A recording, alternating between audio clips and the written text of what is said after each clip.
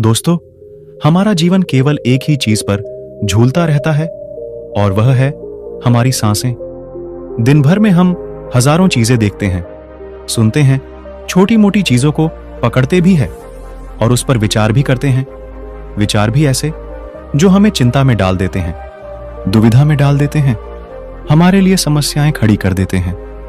परंतु हम जो नहीं पकड़ पाते वह है हमारी सांसें। और इस पर न ध्यान देने का कारण यह है कि यह सांसें खुद ब खुद चल रही है। देखिए, हमें हमारी सांसों का एहसास तब होता है जब हम अंतिम क्षण में होते हैं। उस समय हमारी एक एक सांस कीमती हो जाती है, क्योंकि उस वक्त हमारी सांसें गिनती के रह जाती है और वह आखिरी सांस जो हम भीतर लेते हैं और उसके बाद उसे बाहर छोड़ते हैं। इसके बाद न तो कोई सांस आती है और न ही कोई सांस बाहर जाती है। इसलिए मनुष्य के जीवन में सांस का विज्ञान बहुत जरूरी है, बहुत खास है। सबसे पहले महात्मा बुद्ध ने इसके विज्ञान को समझा था। उसके बाद उन्होंने अपने सभी शिष्यों को इस विज्ञान के बारे में बताया था, उपदेश दिया था। इसी उपदेश को आज हम कहानी के माध्यम से आपको समझाएंगे। वीडियो को आखिरी तक देखना, कमेंट में नमोः बुद्धाय जरूर लिखना और वीडियो को लाइक जरूर करना।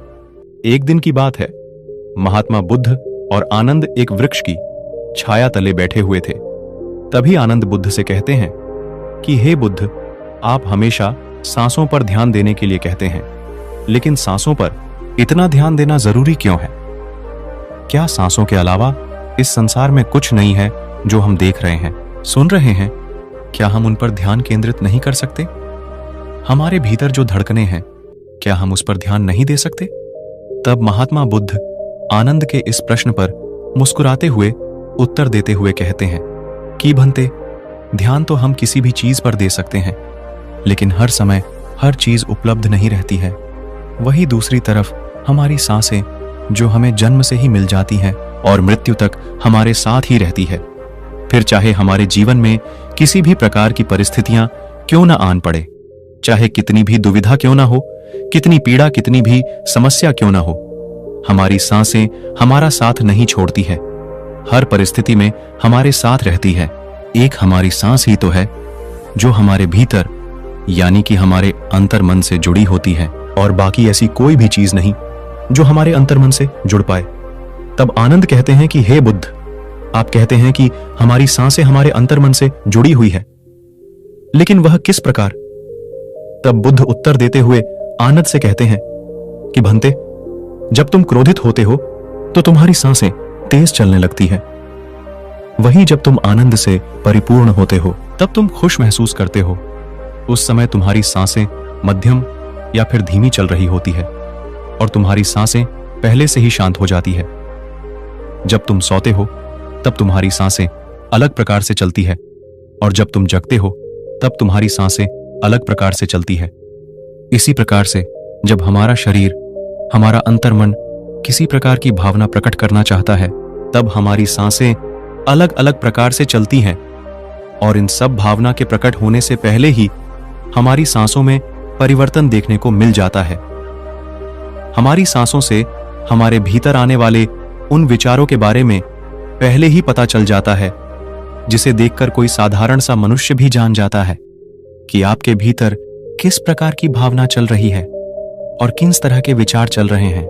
इसीलिए मैं कह रहा हूं कि हमारी सांसें अंतर्मन से जुड़ी हुई है और इसे कोई साधारण सा मनुष्य भी देख और समझ सकता है।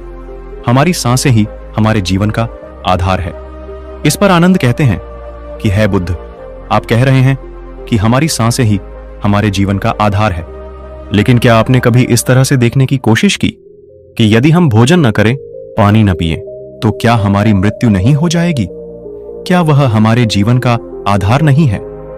आनंद के इस प्रश्न पर महात्मा बुद्ध मुस्कुराने लगते हैं और कहते हैं, आनंद पानी के बिना जब अपने प्राण त्याग रहे होंगे तो जो तुम्हें सबसे आखिर में छोड़ेगी वह है तुम्हारी सांसें।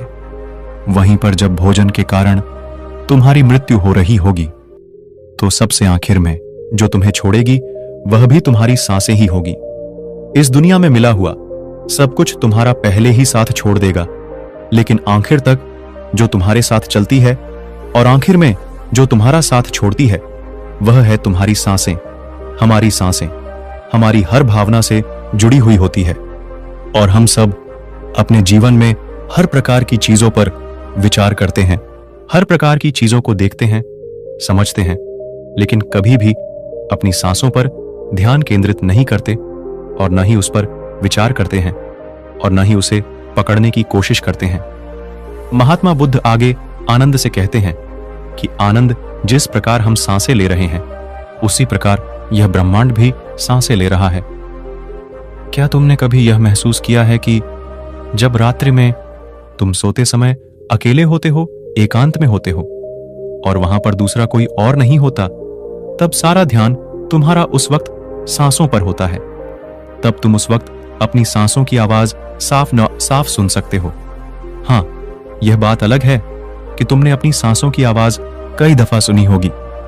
जब तुम छोटे बच्चे रहे होंगे तब भी तुमने अपनी सांसों की आवाज जरूर सुनी होगी, क्योंकि हर बच्चा अपने बचपन में अपनी सांसों की आवाज जरूर सुनता है। जिस प्रकार तुम्हारी सांस है, तुम्हारी सांसों की आवाज है, ठीक उसी प्रकार की आवाज ब्रह्मांड में भी घुसती है। जब हम ध्यान में होते हैं तो चारों तरफ एक अजीब सा सन्नाटा होता है और हमें एक अजीब सी आवाज सुनाई देती है और यह आवाज बिल्कुल हमारी सांसों की तरह ही होती है। तब आनंद महात्मा बुद्ध से कहते हैं कि हे बुद्ध, आप कहते कि ध्यान में हम अपनी सांसों की आवाज को सुन सकते हैं और यह ब्रह्मांड भी सांस ले रहा है और इन सांसों की आवाज भी बिल्कुल हमारी सांसों की तरह ही है। लेकिन मैंने तो कभी ध्यान में यह महसूस नहीं किया और न ही मैंने कभी ध्यान में अपनी सांसों की आवाज को सुना है। इस पर महात्मा बुद्ध कहते हैं कि आनंद, तुम्हें और भी गहन ध्यान में उतरना होगा, तभी तुम अपनी सांसों की आवाज को सुन सकते हो। यह ब्रह्मांड जो सांसें ले रहा है उसकी आवाज से खुद को जोड़ पाओगे। हम अपनी सांसों के जरिए ही इस ब्रह्मांड से जुड़ पाते हैं, पर इसके लिए तुम्हें और भी गहरे ध्यान में उतरना होगा, तभी तुम इन सांसों की आवाज को सुन सकते हो, इन्हें महसूस कर सकते हो। आगे आनंद बुद्ध से कहते हैं, हे बुद्ध, परंतु कई लोग मुझसे यह कहते रहते हैं कि अपनी सांसों पर ध्यान दे। मतलब क्या करे? सांसों पर ध्यान देने के लिए क्या किया जाता है? तब महात्मा बुद्ध इस प्रश्न का जवाब देते हुए कहते हैं कि आनंद, जब कोई अपनी सांसों पर ध्यान देता है तो उसका मतलब केवल सांसों पर ध्यान ही तो होता है, परंतु हम मनुष्य किसी भी चीज को कठिन रूप से लेते हैं। हम किसी भी चीज को सरलता से नहीं लेते, इसलिए हम सरल से सरल चीजों को कठिन बना देते हैं। क्या सांसों पर ध्यान देना इतना मुश्किल? हमारी सांसें तो स्वयं चल रही है, बस आपको उस पर ध्यान ही तो केंद्रित करना है। वो जैसे भी चल रही है उसे चलने दी, बस अपना ध्यान अपनी सांस पर लगाओ। वो कब अंदर जा रही है, कब बाहर आ रही है, बस इतना ही तो करना है। आपके ध्यान के केंद्र में वहां भी सांसें ही होनी चाहिए। यदि वास्तविकता देखी जाए तो यह भी सत्य है कि हमारे पूरे जीवन काल में हमारी सांसें ही हमारे केंद्र में होती हैं। इन सांसों के इर्द गिर्द अर्थात इसके चारों ओर ही सब कुछ चलता रहता है। फिर वह चाहे आपके विचार हो, दुख हो, दर्द हो, रोना, चिल्लाना, प्रेम, ईर्ष्या, क्रोध, दया, करुणा, फिर वह चाहे किसी भी प्रकार की भावना क्यों ना हो, बस आपको अपनी सांसों पर ध्यान केंद्रित करना है और इन सभी विचारों को देखते जाना है और देखते ही देखते तुम इसमें निपुण हो जाओगे। फिर चाहे तुम्हारे इर्द गिर्द कुछ भी क्यों ना हो, तुम्हारा ध्यान केवल तुम्हारी सांसों पर ही होगा और अंत में तुम सत्य ही देख पाओगे। और तब तुम्हें इस बात का एहसास होगा कि तुम तो सांस नहीं ले रहे, सांस तो तुम्हारा शरीर ले रहा है और मैं तो कोई और हूं। मैं तो न सांस हूं और न ही शरीर हूं, मैं तो कुछ अलग ही हूं, मैं तो कुछ और ही हूं। जैसे किसी व्यक्ति की जब याददाश्त चली जाती है तो वह भूल जाता है कि वह कौन है, ठीक उसी प्रकार तुम्हें भी सत्य का ज्ञान हो। जब हम खुद से पहली बार मिलते हैं वहीं से हमारी यात्रा शुरू हो जाती है कि मैं कौन हूं। तब आनंद बुद्ध से कहते हैं कि हे बुद्ध, मैंने मान लिया कि जब हम ध्यान में होते हैं तो उस वक्त अपनी याद दाश्त खो बैठते हैं, लेकिन यदि कोई ऐसा व्यक्ति है जो अपनी याद दाश्त नहीं खोता, उसे अपने बारे में कुछ याद रहता है, फिर वह भला अपने आप से क्यों बोलेगा कि मैं कौन हूं? उसे तो सब कुछ याद है। इसके जवाब में महात्मा बुद्ध आनंद से कहते हैं, भंते, वास्तव में हम जो भी है वह इस समाज द्वारा बनाया गया है। हमारा नाम, हमारा धर्म, हमारी परिभाषा, हमारे सोचने और समझने का तरीका भी हमारे समाज द्वारा ही दिया गया है, और यह सब जोड़कर ही हमारी पहचान बनती है, और हम जीवन काल तक इसे ही अपनी पहचान मानते हैं। लेकिन जैसे जैसे हम अपनी सांसों से जुड़ते चले जाते हैं, वैसे वैसे ही हम अपने भीतर मुड़ते जाते हैं, अपने अंतर तक पहुंचते हैं और अपने शरीर से दूर होने लगते हैं।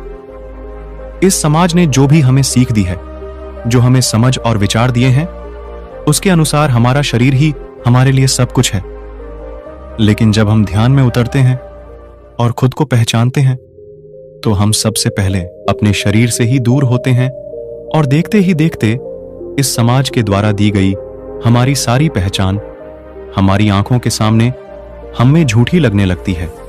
और जैसे जैसे हम इस झूठी पहचान से दूर होते जाते हैं, हमारे सामने एक प्रश्न खड़ा हो जाता है। इस पर आनंद महात्मा बुद्ध से कहते हैं कि बुद्ध, वो कौन सा प्रश्न है? तब तथागत कहते हैं कि वह प्रश्न है, मैं कौन हूं? अगर मेरी पहचान यह नहीं है तो मैं फिर कौन हूं? मैं क्या हूं? और यही वो पहला प्रश्न है जिस प्रश्न के कारण हमारे भीतर यह जिज्ञासा उठती है, खुद को पहचानने की तड़प उठती है। यही सबसे सही सवाल भी है, और यहीं से हमारी यात्रा शुरू होती है, खुद को जानने की, खुद को पहचाने की। और इस यात्रा में शुरू से लेकर अंत तक जो हमारा साथ देती है, वह है हमारी सांसें। तभी आनंद महात्मा बुद्ध से कहते हैं कि हे बुद्ध, आखिर हमारी सांसें खुद को पहचाने में हमारी मदद कैसे करती है? इस यात्रा में यह हमारा साथ कैसे देती है? तभी महात्मा बुद्ध आनंद को समझाते हुए कहते हैं कि भंते, तुमने कई प्रकार के मार्ग देखे होंगे और उनके बारे में सुना भी होगा। तुमने यह भी सुना होगा कि उस मार्ग पर चलना है, उस मार्ग से भटकना नहीं है। परंतु यह समझ नहीं आता कि आखिर वह मार्ग कौन सा है, क्योंकि इस दुनिया में कई प्रकार के मार्ग हैं, और उनमें से कई मार्ग हमने देखे भी हैं।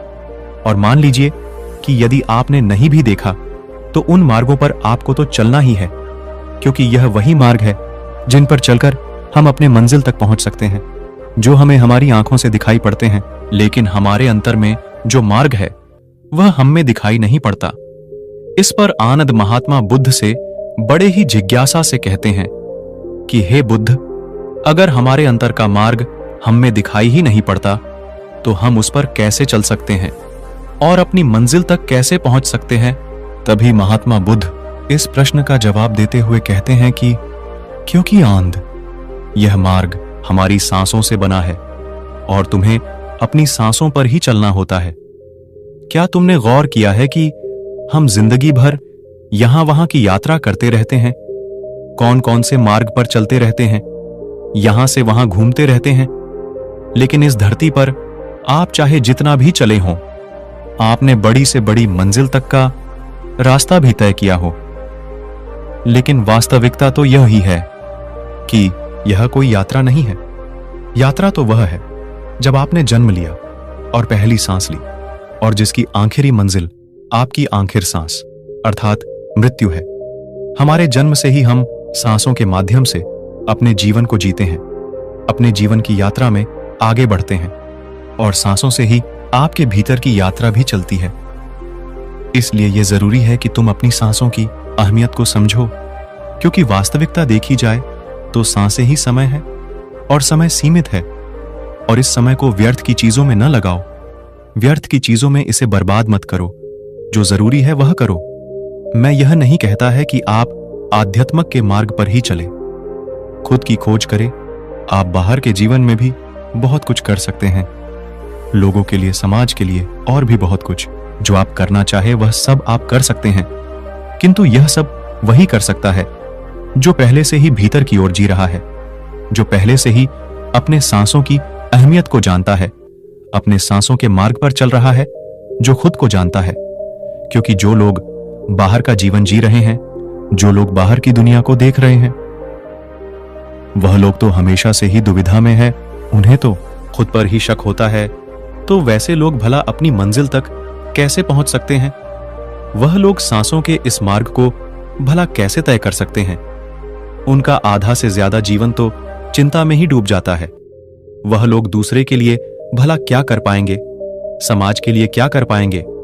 ऐसे लोग अपने पूरे जीवन काल में केवल भटकते ही रह जाते हैं और ऐसे लोग कभी अपनी मंजिल तक नहीं पहुंच पाते हैं। और जीवन के अंतिम समय में जब उनके पास सिर्फ गिनती की सांसें रह जाती है और तब उन्हें एहसास होता है कि उन्होंने तो कुछ किया ही नहीं, और तब उन्हें अपनी गलती का एहसास होता है, लेकिन तब तक समय उनके हाथों से निकल चुका होता है और तब उन्हें अपने जीने पर पछतावा होता है। और ऐसे लोग अपने अंतिम समय में रोते हैं, चिल्लाते हैं, बिलखते हैं कि काश उन्हें थोड़ा सा और समय मिल गया होता तो वह लोग दूसरे के लिए जरूर कुछ न कुछ करते, समाज के लिए अवश्य कुछ न कुछ करते। लेकिन वास्तविकता तो यह ही है कि अगर उन्हें कुछ समय और मिल जाता है तब भी वह कुछ नहीं करते, क्योंकि जब तक वह अपने भीतर की यात्रा में प्रवेश नहीं करेंगे, जब तक आप खुद को नहीं जानेंगे, तब तक आप दूसरे की मदद नहीं कर पाएंगे।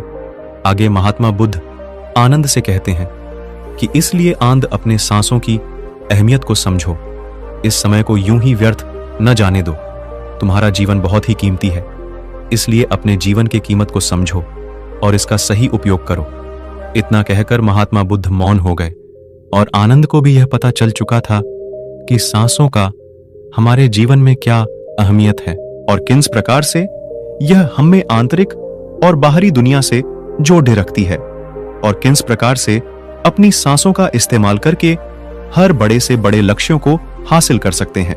दोस्तों, हमारे साथ भी कुछ ऐसा ही होता है। हम अपने पूरे जीवन काल में महंगी से महंगी चीजों के पीछे भागते रहते हैं, अपनी इच्छाओं की पूर्ति करना चाहते हैं, लेकिन हम अपनी सबसे कीमती चीज अर्थात अपनी सांसों के बारे में भूल ही जाते हैं, जो कि सबसे ज्यादा कीमती है। हमारी सांसें ही हमारा समय है और समय कभी नहीं रुकता और समय बहुत सीमित है। इस बात का एहसास आपको कब होगा? जिन लोगों को इस बात का एहसास है वह अपने जीवन में आंतरिक यात्रा कर रहे हैं, जीवन के बड़े से बड़े लक्ष्यों को हासिल कर रहे हैं। उन्होंने अपने जीवन में ऊंचाइयों को हासिल किया है और वह लगातार ऊंचाइयों को हासिल करते भी जा रहे हैं। लेकिन अधिकांश लोग अब भी भटके हुए हैं। उन्हें यह समझ नहीं आ रहा कि यह समय हमारे साथ हमेशा नहीं रहने वाला। आज नहीं तो कल हमारी सांसें खत्म हो जाएगी और हमें इस शरीर को छोड़ना ही होगा। हम कितना भी रोए, चीखे, चिल्लाए, उससे कोई फर्क नहीं पड़ेगा। हमें और समय नहीं मिलेगा, इसलिए अपने समय की कद्र करें, अपने सांसों की कद्र करें, अपने आप को समझे और सही मार्ग पर चले।